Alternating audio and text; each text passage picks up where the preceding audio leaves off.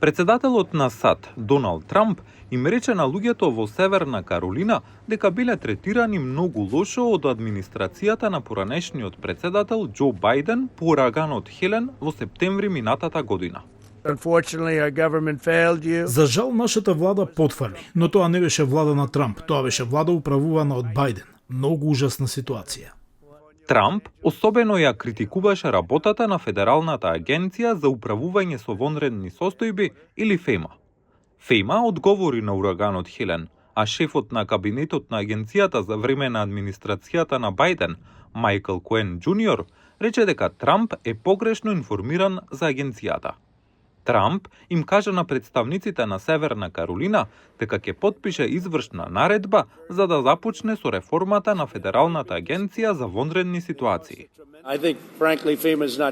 Искрено мислам дека ФЕМА не е добра. Сметам дека кога имате ваков проблем, дека сакате да одите и без разлика дали е демократски или републикански гувернер, сакате да искористите вашата држава за да го поправите проблемот, а не да губите време со повикување на ФЕМА. Слетувајќи во Лос Анџелес, Трамп беше пречекан од гувернерот на Калифорнија Гевин Њусом. Ви благодариме што сте тука. Тоа значи многу за сите нас. Ке ни треба вашата поддршка и вашата помош. Трамп, придружуван од првата дама, го посети местото на пожарот во Палисадес, што однесе најмалку 11 животи и уништи оштети речиси 8.000 објекти. По средбата со локалните жители и првите реагирачи на брифингот за итни пожари, тој рече дека федералната влада стои зад Калифорнија 100%. Ние ќе се откажеме од сите федерални дозволи, ќе ве натераме да одите многу побрзо затоа што федералната дозвола може да потрае 10 години. Ние нема да го сториме тоа, не сакаме да чекаме 10 дена. Градоначалничката на Лос Анџелес, Карен Бас, рече дека ќе помогне за тоа и на локално ниво.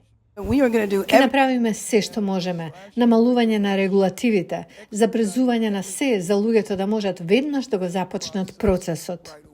Трамп исто така спомена дека водните политики на Калифорнија довеле до тоа да се испушта премногу вода во Тихиот океан, наместо да се снабдува градот Лос Анџелес, што според него го влошило последниот пожар.